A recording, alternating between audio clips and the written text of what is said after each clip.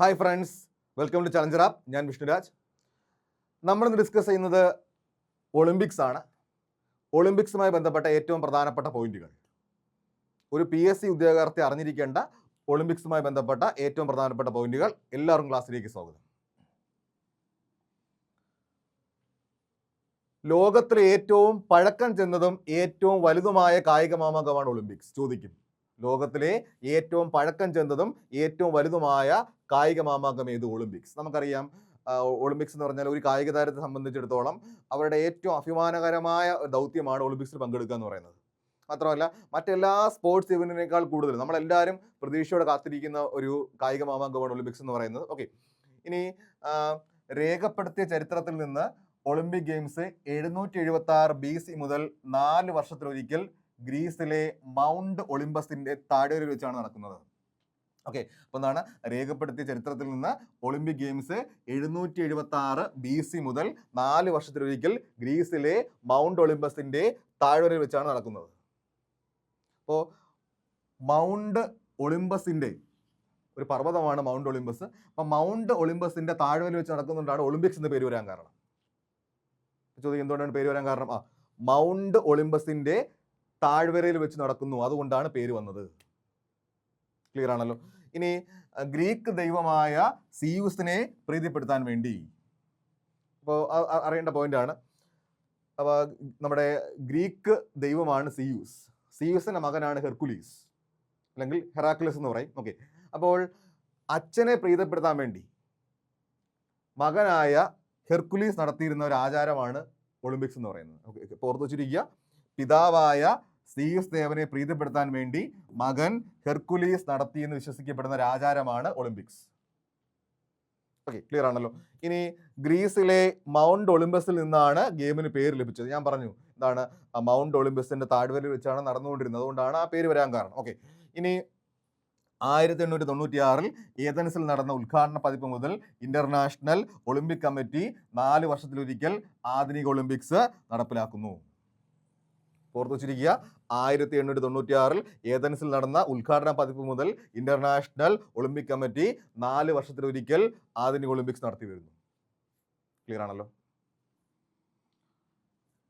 ഇനി പുരാതന ഒളിമ്പിക്സ് എത്ര ദിവസം നീണ്ടു നിന്നു?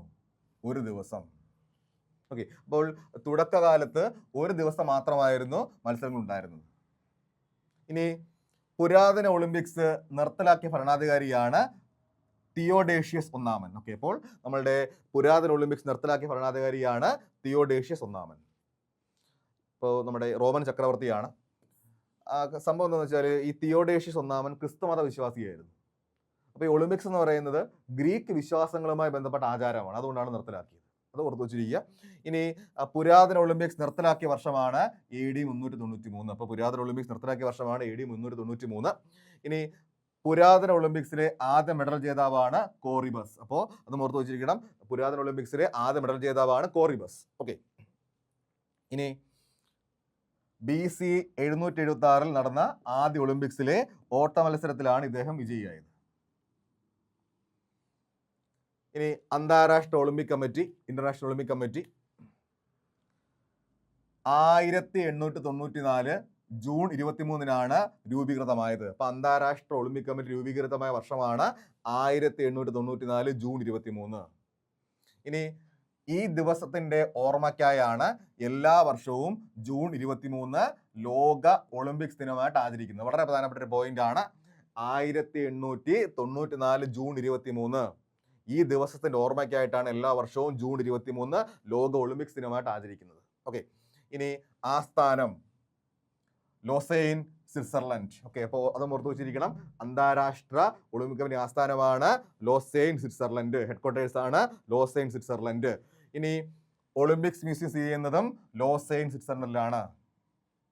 ക്ലിയർ ആണല്ലോ.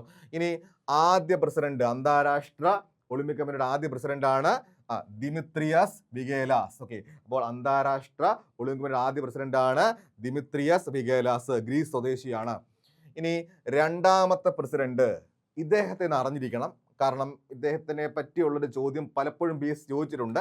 അപ്പോൾ രണ്ടാമത്തെ അന്താരാഷ്ട്ര ഒളിമ്പിക് കമ്മിറ്റി പ്രസിഡന്റ് ആണ് പിയറി ഡി കുബർട്ടിൻ. അപ്പോൾ അദ്ദേഹം അറിയപ്പെടുന്ന പേരാണ് ആധുനിക ഒളിമ്പിക്സിന്റെ പിതാവ്. ആധുനിക ഒളിമ്പിക്സിന്റെ പിതാവ് എന്നറിയപ്പെടുന്നു. ഇത് പലപ്പോഴും ഈ ചോദ്യം ചോദിച്ചിട്ടുണ്ട്. പലപ്പോഴും അത്രയും ഇമ്പോർട്ടൻസ് പ്രധാനപ്പെട്ട ചോദ്യമാണ്. പലപ്പോഴും ചോദിച്ചിട്ടുണ്ട്. എന്താണ് ആധുനിക ഒളിമ്പിക്സിന്റെ പിതാവ് എന്നറിയപ്പെടുന്ന വ്യക്തി ആര്? Pierre de Coubertin. ഓക്കെ, ഇനി 17/5/2025 നടന്ന civil excise officer trainee woman civil excise officer trainee. Okay, അപ്പോൾ എന്താണ് സിവിൽ എക്സൈസ് ഓഫീസർ പരീക്ഷയ്ക്ക് ചോദിച്ച ഒരു ചോദ്യമാണിത്. ഓക്കെ, മെൻ ആൻഡ് വുമൺ ചോദിച്ചൊരു ചോദ്യമാണിത്. ചോദ്യം ശ്രദ്ധിക്കുക. താഴെ പറയുന്ന പ്രസ്താവനകളിൽ ശരിയായത് കണ്ടെത്തുക. ആദ്യത്തെ പ്രസ്താവനയാണ് അന്താരാഷ്ട്ര ഒളിമ്പിക് കമ്മിറ്റി അധ്യക്ഷയായി തിരഞ്ഞെടുക്കപ്പെട്ട ആദ്യ വനിതയാണ് ക്രിസ്റ്റി കവൻട്രി. രണ്ടാമത്തെ പ്രസ്താവനയാണ് അവരുടെ ജന്മദേശം നമീബിയാണ്.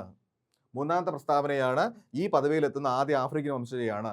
നാലാമത്തെ പ്രസ്താവനയാണ് മുൻ ഒളിമ്പിക്സ് ബാഡ്മിന്റൺ താരമാണ് ക്രിസ്റ്റി കവൻട്രി. അപ്പോൾ നമ്മുടെ ക്രിസ്റ്റി കവൻട്രിയുമായി ബന്ധപ്പെട്ട 4 സ്റ്റേറ്റ്മെന്റ്. ആദ്യത്തെ സ്റ്റേറ്റ്മെന്റ് അന്താരാഷ്ട്ര ഒളിമ്പിക് കമ്മിറ്റി അധ്യക്ഷയായി തിരഞ്ഞെടുക്കപ്പെട്ട ആദ്യ വനിതയാണ് ക്രിസ്റ്റി കവൻട്രി, അവരുടെ ജന്മദേശം നമീബിയാണ്. മൂന്നാമത്തെ സ്റ്റേറ്റ്മെന്റ് ഈ പദവിയിലെത്തുന്ന ആദ്യ ആഫ്രിക്കൻ വംശജയാണ്. ഇനി നാലാമത്തെ സ്റ്റേറ്റ്മെന്റ് ആണ് മുൻ ഒളിമ്പിക്സ് ബാഡ്മിന്റൺ താരമാണ് ക്രിസ്റ്റി കവൻട്രി. 4 സ്റ്റേറ്റ്മെന്റ് തന്നിരിക്കുന്നു. ഇതിനകത്ത് ശരി ചെയ്ത് തെറ്റ് ചെയ്ത്. അപ്പോൾ ആദ്യ സ്റ്റേറ്റ്മെന്റ് വായിച്ചു നോക്കുക.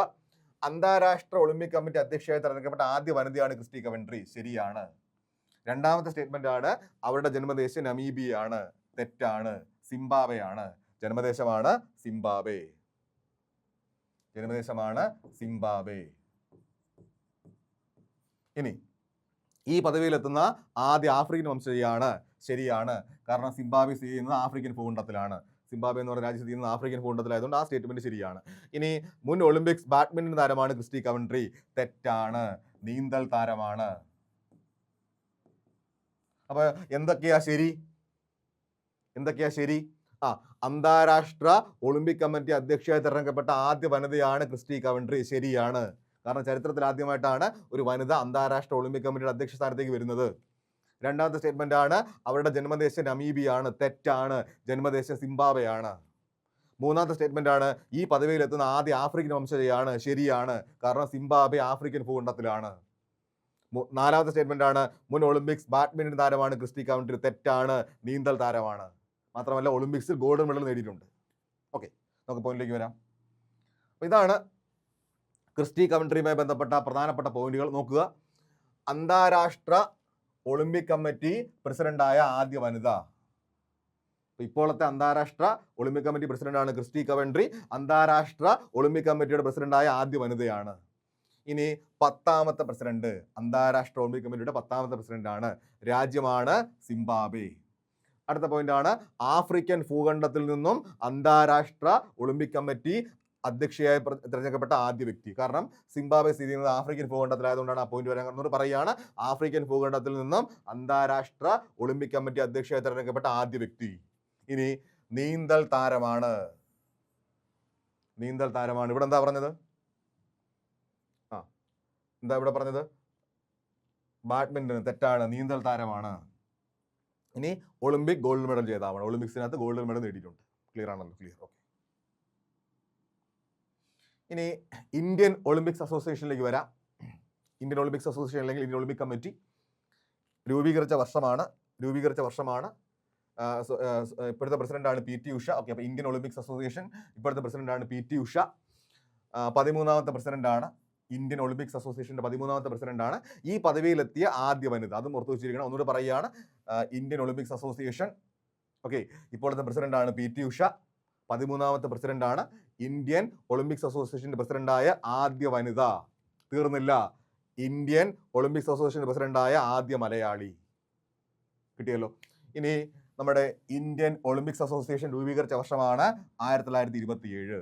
അടുത്ത വർഷമാകുമ്പോൾ 100 വർഷമോ. ഓക്കെ, ഇനി ആസ്ഥാനമാണ് ന്യൂഡൽഹി, ഇന്ത്യ. ഓക്കെ, ഇനി PT ഉഷയുമായി ബന്ധപ്പെട്ട കുറച്ച് പോയിന്റ്സ് പറയാൻ പോകുന്നത്. നോക്കൂ.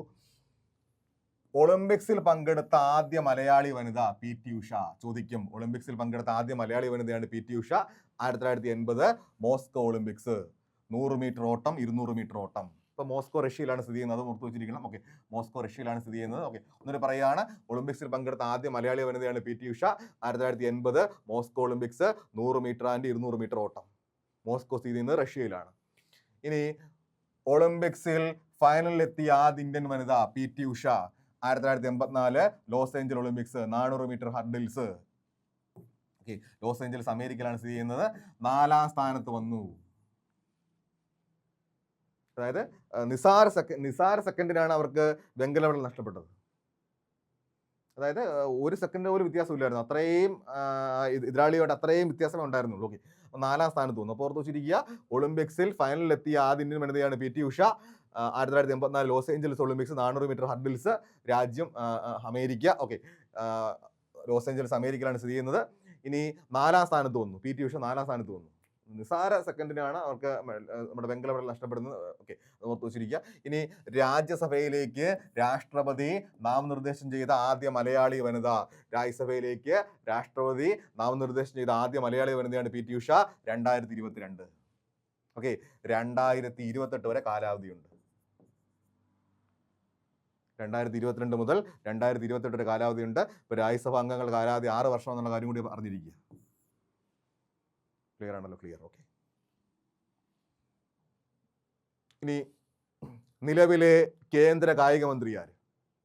നിലവിലെ കേന്ദ്ര കായിക മന്ത്രിയാണ് മൻസുഖ് മാണ്ഡവ്യ.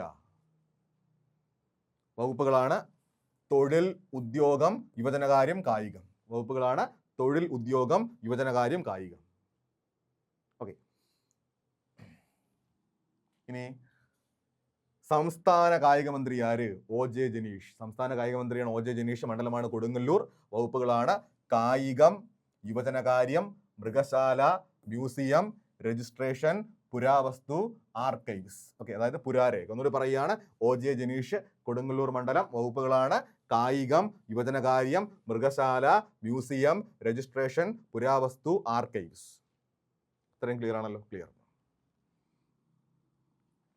ഇനി ആധുനിക ഒളിമ്പിക്സുമായി ബന്ധപ്പെട്ട കുറച്ച് പോയിന്റ്സ് പറയാൻ പോകുന്നത്. നോക്കൂ, ആധുനിക ഒളിമ്പിക്സിന് പിതാവ് നേരത്തെ പറഞ്ഞു കഴിഞ്ഞ പോയിന്റ് ആണ് ബാരൺ പിയറി ഡി കുബോർട്ടിൻ. ഓക്കെ, രാജ്യം ഫ്രാൻസ്. നമ്മൾ നേരത്തെ പറഞ്ഞ പോയിന്റ് ആണ്. അന്താരാഷ്ട്ര ഒളിമ്പിക് കമ്മിറ്റിയുടെ 2ാമത്തെ പ്രസിഡന്റ് ആയിരുന്നു. ഓക്കെ, അപ്പോൾ ആധുനിക ഒളിമ്പിക്സിന്റെ പിതാവാണ് ബാരൺ പിയറി ഡി കുബോർട്ടിൻ. നമ്മൾ നേരത്തെ പറഞ്ഞ പോയിന്റ് ആണ്. ഇനി ആധുനിക ഒളിമ്പിക്സ് ആരംഭിച്ച തീയതിയാണ് 1896 ഏപ്രിൽ 6. അപ്പോൾ ആധുനിക ഒളിമ്പിക്സ് ആരംഭിച്ച തീയതിയാണ് 1896 ഏപ്രിൽ 6. ഇനി 4 വർഷത്തിലൊരിക്കലാണ് ഒളിമ്പിക്സ് നടക്കുന്നത്. പറഞ്ഞു കഴിഞ്ഞ പോയിന്റ് ആണ്. 4 വർഷത്തിലൊരിക്കലാണ് ഒളിമ്പിക്സ് നടക്കുന്നത്. ഇനി ആധുനിക ഒളിമ്പിക്സിന് വേദിയ നഗരമാണ് ഏതൻസ്, ഗ്രീസ്. ഓർത്ത് വെച്ചിരിക്കുക, ആധുനിക ഒളിമ്പിക്സിന് വേദിയ നഗരം ഏതൻസ്, ഗ്രീസ്. ഇനി ആധുനിക ഒളിമ്പിക്സിന്റെ പങ്കാളിത്തം. ഓക്കെ, 43 ഇനങ്ങളാണ് ആദ്യത്തെ ഒളിമ്പിക്സിൽ ഉണ്ടായിരുന്നത്. ഓക്കെ, ആധുനിക ഒളിമ്പിക്സിൽ ഉണ്ടായിരുന്നത്. ഇനി പങ്കെടുത്ത രാജ്യങ്ങളാണ് 14 രാജ്യങ്ങൾ. ഇനി പങ്കെടുത്ത കായിക താരങ്ങൾ 241 അത്ലറ്റുകൾ ആദ്യത്തെ ആധുനിക ഒളിമ്പിക്സിൽ പങ്കെടുത്തു. ക്ലിയർ ആണല്ലോ? ഇനി 1896 ആദ്യ ആധുനിക ഒളിമ്പിക്സിലെ ജേതാക്കളാണ്. ഏറ്റവും കൂടുതൽ മെഡൽ നേടിയ രാജ്യമാണ് അമേരിക്ക. ഓക്കെ, ഇനി ആധുനിക ഒളിമ്പിക്സ് ചരിത്രത്തിലെ ആദ്യത്തെ മെഡൽ ജേതാവാണ് ജെയിംസ് ബ്രണ്ടൻ കൊണോലി. ഓക്കെ, അപ്പോൾ അതും പ്രധാനപ്പെട്ട പോയിന്റ് ആണ്. ആധുനിക ഒളിമ്പിക്സ് ചരിത്രത്തിലെ ആദ്യത്തെ മെഡൽ ജേതാവാണ് ജെയിംസ് ബ്രണ്ടൻ കൊണോലി. ഓക്കെ, രാജ്യം അമേരിക്ക. മത്സരമാണ് ട്രിപ്പിൾ ജമ്പ്. ഇനി ഒളിമ്പിക്സ് പതാകയിലെ നിറങ്ങൾ 6 നിറങ്ങൾ.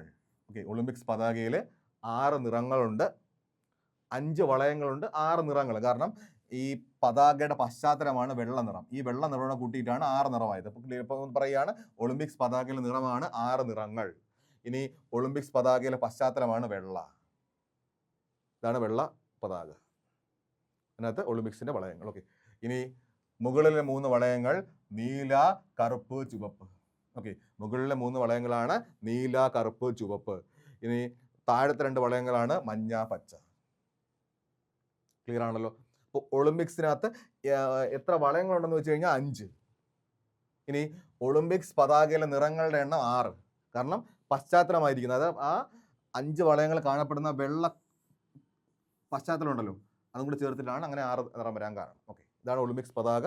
ആ പതാകയുടെ പശ്ചാത്തലം വെള്ളയാണ്. ഇനി നമ്മുടെ ഒളിമ്പിക്സിലെ ആ വളയങ്ങളുടെ 5 നിറങ്ങളും 5 ഭൂഖണ്ഡങ്ങളെ സൂചിപ്പിക്കുന്നു. ഓക്കെ, നോക്കൂ, ലോകത്തിലെ 5 ഭൂഖണ്ഡങ്ങൾക്കിടയിലുള്ള ഐക്യത്തെ പ്രതിനിധീകരിക്കുന്നതിന് വേണ്ടിയിട്ടാണ് ഒളിമ്പിക്സ് വളയങ്ങളിലെ 5 നിറങ്ങൾ രൂപകൽപ്പന ചെയ്തിരിക്കുന്നത്.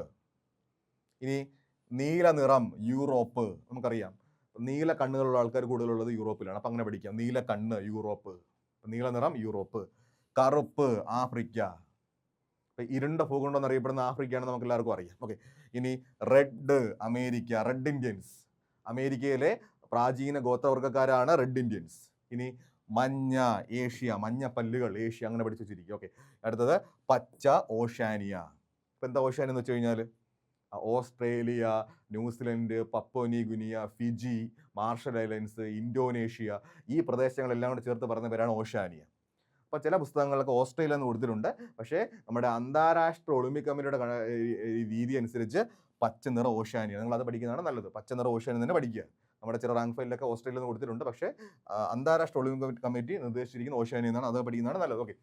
എന്താ ഓഷ്യാനിയ എന്ന് വെച്ച് കഴിഞ്ഞാൽ Australia, New Zealand, Papua Guinea, Indonesia, Fiji, Marshall Islands, ഇതെല്ലാം കൂടെ ചേർത്ത് പറഞ്ഞ പേരാണ് ഓഷ്യാനിയ. രാജ്യങ്ങളുടെ കൂട്ടായ്മ വിളിക്കുന്ന പേരാണ് ഓഷ്യാനിയ. ഓക്കെ. ശ്രദ്ധിക്കുക, ഒളിമ്പിക്സിൽ ഇന്ത്യയുടെ നേട്ടം. നമ്മുടെ ഒളിമ്പിക്സിൽ ഇന്ത്യയുടെ ആ ഒരു ഹിസ്റ്ററി ചരിത്രമാണ് പഠിക്കാൻ പോകുന്നത്. നോക്കുക, ഇന്ത്യ ആദ്യമായി ഒളിമ്പിക്സിൽ പങ്കെടുത്തത് 1900-ലാണ്. ഓക്കെ. അപ്പോൾ നമ്മുടെ ഇന്ത്യ ആദ്യമായിട്ട് ഒളിമ്പിക്സിൽ പങ്കെടുത്തത് 1900-ലാണ്. ഓക്കെ. അപ്പോൾ പാരീസ് ഒളിമ്പിക്സ്, ഫ്രാൻസ്. ഇപ്പോൾ ചോദിക്കും ഇന്ത്യയെ പങ്കെടുത്ത ആദ്യ ഒളിമ്പിക്സ് ഏത്? 1900 പാരീസ് ഒളിമ്പിക്സ്. ഓക്കെ. ഈ 1900 പാരീസ് ഒളിമ്പിക്സിന് വേറൊരു പ്രത്യേകത കൂടിയുണ്ട്. വനിതകൾ ആദ്യമായി പങ്കെടുത്ത ഒളിമ്പിക്സ് ചോദിക്കും. വനിതകൾ ആദ്യമായി പങ്കെടുത്ത ഒളിമ്പിക്സ് ഏത്? 1900 പാരീസ് ഒളിമ്പിക്സ്. ഓക്കെ.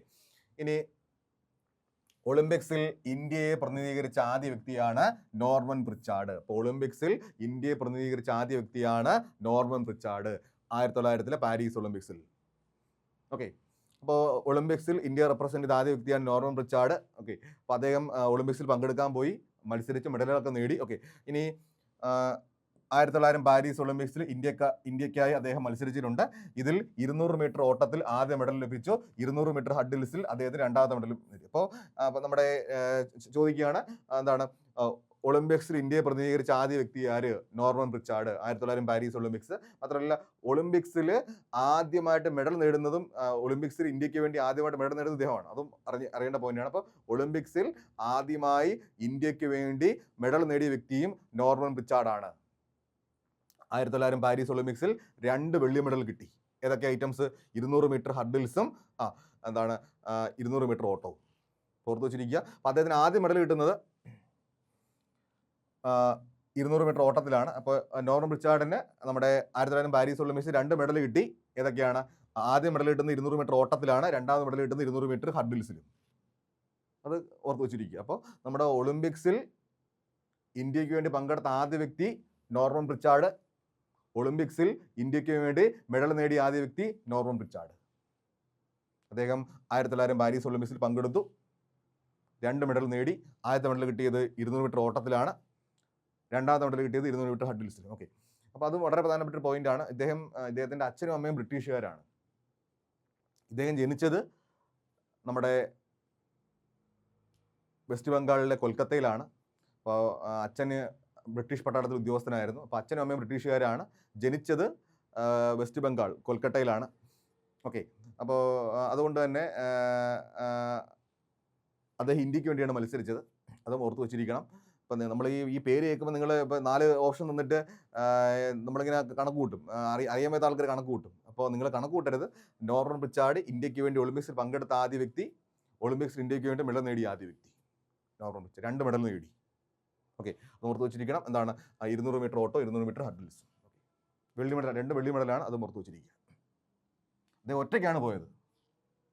1900 പാരീസ് ഒളിമ്പിക്സിൽ ഒറ്റയ്ക്ക് മത്സരിക്കാൻ പോയി, എന്നിട്ട് മെഡലും കൊണ്ട് തിരിച്ചു വന്നു. ഓക്കെ. ഇനി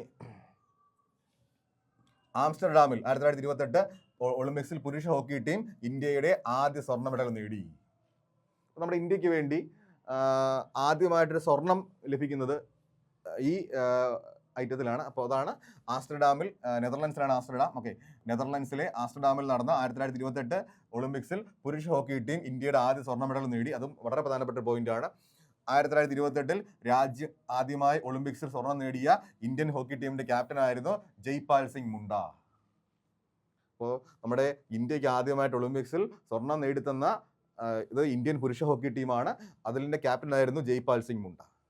ഇനി സ്വതന്ത്ര ഇന്ത്യയിൽ നിന്ന് ഒളിമ്പിക്സിൽ വ്യക്തിഗത മെഡൽ നേടുന്ന ആദ്യ വ്യക്തിയാണ് KD ജാദവ്. നമ്മൾ നേരത്തെ നോർമൻ പ്രിച്ചാർഡിനെ പറ്റി പഠിച്ചു. അപ്പോൾ നോർമൻ പ്രിച്ചാർഡ് പങ്കെടുത്തത് 1900 പാരീസ് ഒളിമ്പിക്സിലാണ്. അന്ന് ഇന്ത്യക്ക് സ്വാതന്ത്ര്യം കിട്ടിയിട്ടില്ല. ഓക്കെ, ഇനി സ്വതന്ത്ര ഇന്ത്യയിൽ എന്ന് വെച്ചാൽ എന്താ അർത്ഥം? ഇന്ത്യക്ക് സ്വാതന്ത്ര്യം കിട്ടിയതിന് ശേഷം, ഓക്കെ, സ്വതന്ത്ര ഇന്ത്യയിൽ നിന്ന് ഒളിമ്പിക്സിൽ വ്യക്തിഗത മെഡൽ നേടുന്ന ആദ്യ വ്യക്തിയാണ് KD ജാദവ്. എന്താ പറഞ്ഞത്? സ്വതന്ത്ര ഇന്ത്യയിൽ നിന്ന് ഒളിമ്പിക്സിൽ വ്യക്തിഗത മെഡൽ നേടുന്ന ആദ്യ വ്യക്തിയാണ് KD ജാദവ്. ഓക്കെ, 1952 ഹെൽസിങ്കിയിൽ നടന്ന ഒളിമ്പിക്സിൽ വെങ്കല മെഡൽ നേടി. ഗുസ്തി ഫ്രീ സ്റ്റൈൽ 57 കിലോ. ഗുസ്തി ഫ്രീ സ്റ്റൈൽ 57 കിലോ. ഇനി ഹെൽസിങ്കി എന്ന് പറയുന്നത് ഫിൻലൻഡിലാണ്. ഓക്കെ, ഇപ്പോൾ ഹെൽസിങ്കി എന്ന് പറയുന്ന രാജ്യം, ഹെൽസിങ്കി എന്ന് പറയുന്ന നഗരം ഫിൻലൻഡിലാണ്. അത് ഓർത്ത് വെച്ചിരിക്കുക. ഓക്കെ, അപ്പോൾ സ്വതന്ത്ര ഇന്ത്യയിൽ നിന്ന് ഒളിമ്പിക്സിൽ വ്യക്തിഗത മെഡൽ നേടുന്ന ആദ്യ വ്യക്തിയാണ് KD ജാദവ്. 1952 ഹെൽസിങ്കിയിൽ നടന്ന സമ്മർ ഒളിമ്പിക്സിൽ വെങ്കല മെഡൽ നേടി. ഇപ്പോൾ കണ്ടോ, സമ്മർ ഒളിമ്പിക്സ്. എന്താ സമ്മർ ഒളിമ്പിക്സ് എന്ന് വെച്ച് കഴിഞ്ഞാൽ? ഇപ്പോൾ ഒളിമ്പിക്സ് തന്നെ പല വിധമുണ്ട്.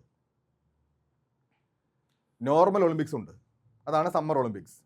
വിന്റർ ഒളിമ്പിക്സ് ഉണ്ട്. എന്താ വിന്റർ ഒളിമ്പിക്സ് എന്ന് വെച്ച് കഴിഞ്ഞാൽ? ശൈത്യകാല കായിക ഇനങ്ങൾക്ക് വേണ്ടിയിട്ടുള്ള ഒളിമ്പിക്സ്. അതായത് നമ്മുടെ ഈ ഐസുമായിട്ട് ബന്ധപ്പെട്ട് തണുത്ത സ്ഥലങ്ങളിൽ കളിയുന്ന ഗെയിമുകൾ, ഐസ് ഹോക്കി, ഐസ് സ്കേറ്റിങ്. അപ്പോൾ അതിനെ നമ്മുടെ തണുപ്പുമായി ബന്ധപ്പെട്ട, ഐസുമായി ബന്ധപ്പെട്ട ആ ഒളിമ്പിക്സിനെ വിളിക്കുന്ന പേരാണ് വിന്റർ ഒളിമ്പിക്സ്. ഓക്കെ, ഇനി പാരാലിമ്പിക്സ്. എന്താ പാരാലിമ്പിക്സ്? ഭിന്നശേഷിക്കാർക്ക് വേണ്ടിയിട്ടുള്ള ഒളിമ്പിക്സ്, അതിനെ വിളിക്കുന്നതാണ് പാരാലിമ്പിക്സ്. അങ്ങനെ പല ഒളിമ്പിക്സുകളുണ്ട്.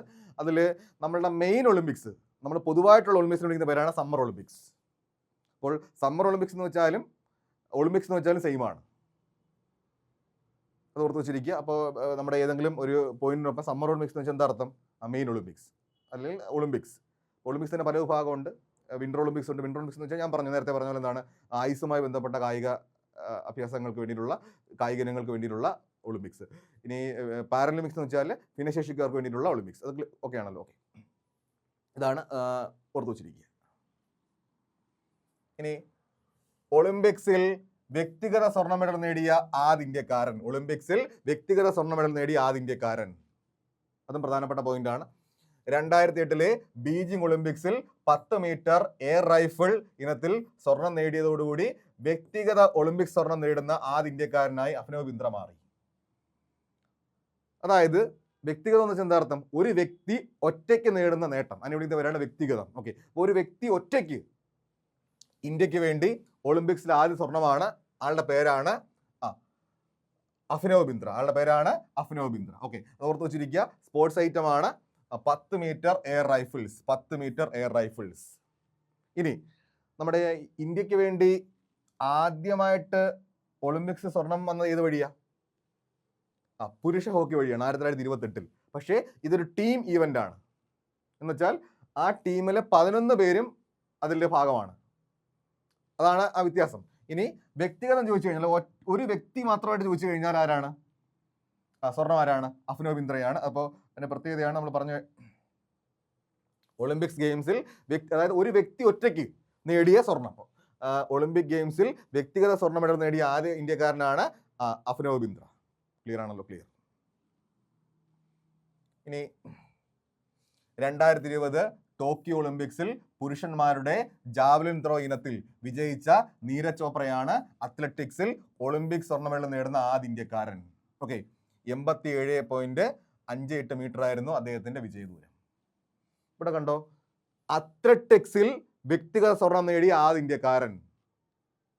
ഇപ്പോൾ ആളുടെ പേരാണ് നീരജ് ചോപ്ര. അപ്പോൾ തമ്മിലുള്ള വ്യത്യാസം എന്താണ് അഭിനവ് ബിന്ദ്രയും നീരജ് ചോപ്രയും തമ്മിലുള്ള വ്യത്യാസം പറഞ്ഞുതരാം. അത്ലറ്റിക്സ് എന്ന് വെച്ചാൽ എന്താണ്? ഓട്ടം, ചാട്ടം, high jump, long jump, triple jump, shot put, javelin throw. അതായത് കായിക അധ്വാനം വേണ്ട സ്പോർട്സ് ഐറ്റംസ്, അതായത് ശരീരം അനങ്ങിയുള്ള സ്പോർട്സ് ഐറ്റംസ്. ഓട്ടം, ചാട്ടം, ഹൈ ജമ്പ്, ലോങ് ജമ്പ്, ഇതിനെല്ലാം ശരീരം അനങ്ങണം. പക്ഷേ ഷൂട്ടിങ്ങിന് ഇതൊന്നും വേണ്ട. ഷൂട്ടിങ്ങിന് ഉന്നം മാത്രം മതി. അതുകൊണ്ട് ഈ ഷൂട്ടിങ്ങിനെ അത്ലറ്റിക്സിൽ ഉൾപ്പെടുത്തിയിട്ടില്ല. ഷൂട്ടിങ്ങിൻ്റെ പ്രത്യേകത എന്ന് വെച്ചാൽ കായിക അധ്വാനം ഒന്നും വേണ്ട, ഉന്നം മാത്രം മതി. പക്ഷേ അത്ലറ്റിക്സ് എന്ന് വെച്ചാൽ എന്ത് വേണം? കായികാധ്വാനം വേണം, ഫിസിക്കൽ സ്ട്രെങ്ത് വേണം. ഓക്കെ, അതാണ് പറഞ്ഞിരിക്കുന്നത്.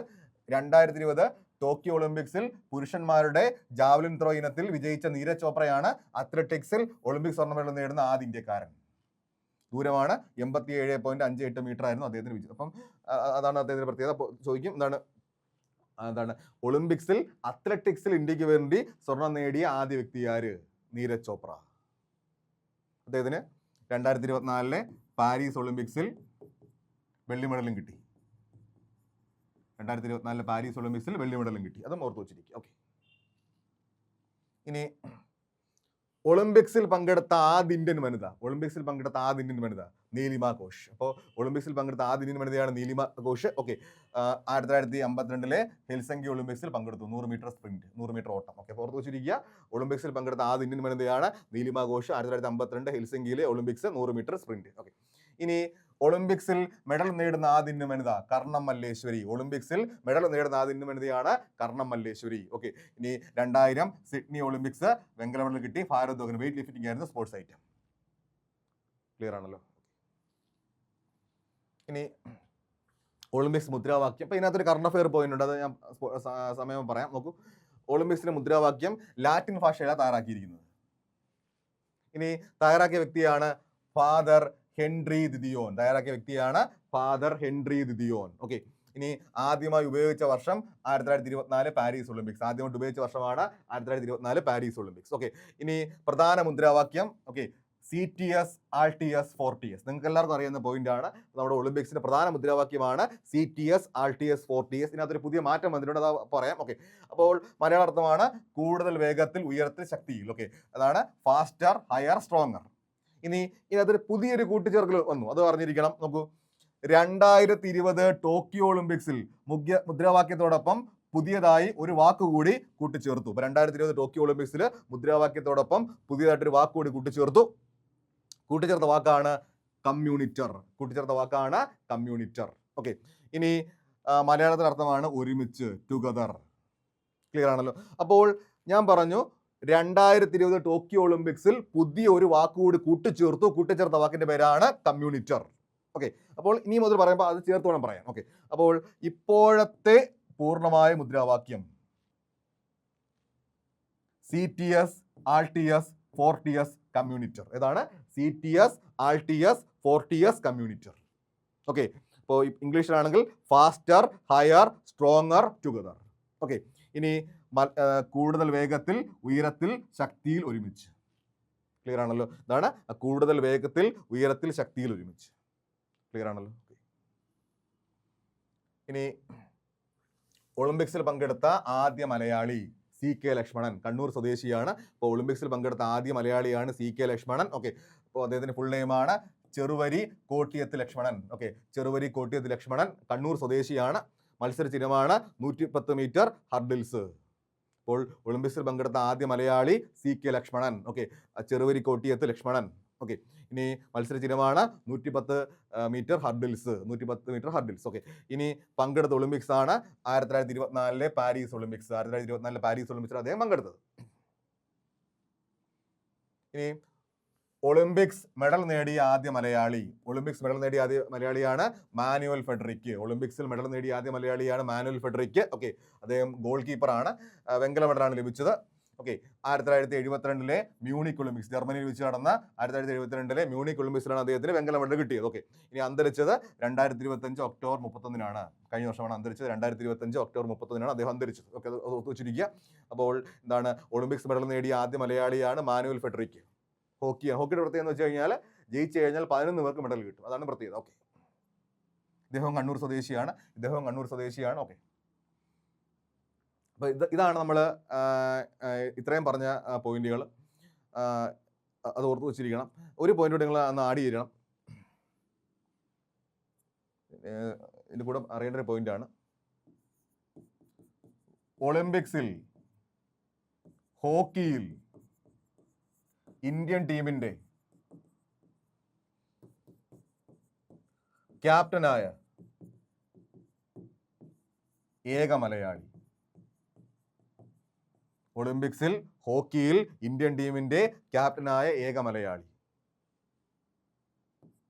PR ശ്രീജേഷ്. ഒളിമ്പിക്സിൽ ഇന്ത്യൻ ടീമിന്റെ ക്യാപ്റ്റനായ ഏക മലയാളിയാണ് PR Sreejesh. 2016 Rio de Janeiro Olympics. 2016 Rio de Janeiro Olympics Brazil.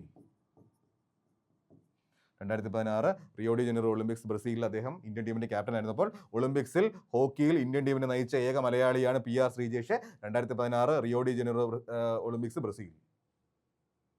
Okay, മാത്രമല്ല നമ്മുടെ 2020 ടോക്കിയോ ഒളിമ്പിക്സിൽ ഇന്ത്യൻ ടീമിന് വെങ്കല മെഡൽ കിട്ടി. ആ ടീമിൽ PR ശ്രീജേഷ് ഭാഗമായിരുന്നു. 2024 പാരീസ് ഒളിമ്പിക്സിൽ ഇന്ത്യൻ ടീമിന് വെങ്കല മെഡൽ കിട്ടി. അതിലും PR ശ്രീജേഷ് ഭാഗമായിരുന്നു. ഓക്കെ, അത് ഓർത്ത് വെച്ചിരിക്കണം. ഓക്കെ, അപ്പോൾ ഇത്രയുമാണ് നമ്മളിന്ന് ഡിസ്കസ് ചെയ്തത്. അപ്പോൾ നിങ്ങളെല്ലാവരും ചലഞ്ചർ ആപ്പിൻ്റെ യൂട്യൂബ് ചാനൽ ലൈക്ക് ചെയ്യുക, ഷെയർ ചെയ്യുക, സബ്സ്ക്രൈബ് ചെയ്യുക. പല ഉദ്യോഗാർത്ഥികളും വീഡിയോസ് കാണും, പലരും എന്ത് ചെയ്യാറില്ല, നമ്മുടെ സബ്സ്ക്രൈബ് ചെയ്യാറില്ല. സബ്സ്ക്രൈബ് ചെയ്താൽ ഗുണം എന്താണെന്ന് വെച്ച് കഴിഞ്ഞാൽ നിങ്ങളുടെ PSCയുമായി ബന്ധപ്പെട്ട എല്ലാ അപ്ഡേറ്റുകളും നിങ്ങളുടെ മുമ്പിലേക്ക് എത്തും. നിങ്ങൾക്ക് വേറെ എങ്ങും പോകേണ്ട കാര്യമില്ല. എന്ത് മാറ്റം ഉണ്ടെങ്കിലും ആ നിമിഷം നിങ്ങളുടെ മുമ്പിലേക്ക് എത്തും, എഴുത്തുമ്പിലേക്ക് എത്തും. നിങ്ങൾക്ക് അതനുസരിച്ച് അപ്ഡേറ്റ് ചെയ്യാൻ എളുപ്പമാണ്. മാത്രമല്ല പുതിയ സിലബസിലെ മാറ്റങ്ങൾ എല്ലാം നിങ്ങൾക്ക് അറിയാൻ പറ്റും. മാത്രമല്ല ഇംഗ്ലീഷിൻ്റെ, മാത്സിൻ്റെ, മറ്റെല്ലാ വിഷയങ്ങളുടെ മികച്ച ക്ലാസ്സുകളെല്ലാം തന്നെ നിങ്ങൾക്ക് അവൈലബിൾ ആണ്. മാത്രമല്ല നമ്മളുടെ PSCയുമായി ബന്ധപ്പെട്ട എക്സാമിനേഷൻ്റെ, ഹൈക്കോർട്ട് അസിസ്റ്റൻറ്റിൻ്റെ ഒക്കെ കോഴ്സുകൾ നടക്കുന്നുണ്ട്. അതിൻ്റെ ഡീറ്റെയിൽസ് താഴെയുള്ള ഫോൺ നമ്പറിൽ കോൺടാക്ട് ചെയ്താൽ കിട്ടുന്നതാണ്. മാത്രമല്ല നമ്മുടെ ടെലഗ്രാം ചാനൽ ലിങ്ക് താഴെ കൊടുത്തിട്ടുണ്ട്. നിങ്ങൾക്ക് അതിൽ നിങ്ങൾക്ക് ടെലഗ്രാം ചാനൽ വഴി നമ്മുടെ ഈ ക്ലാസ്സുകളുടെ എല്ലാ നോട്ട്സുകൾ അതിൽ കിട്ടും. ഓക്കെ, അപ്പോൾ എല്ലാവരും അതെല്ലാം ഫലപ്രദമായിട്ട് ഉപയോഗപ്പെടുത്തുക. അപ്പോൾ നമുക്ക് മറ്റുള്ള ക്ലാസ്സിൽ കാണാം. അതുവരെ എല്ലാവർക്കും ഓൾ ദി ബെസ്റ്റ്.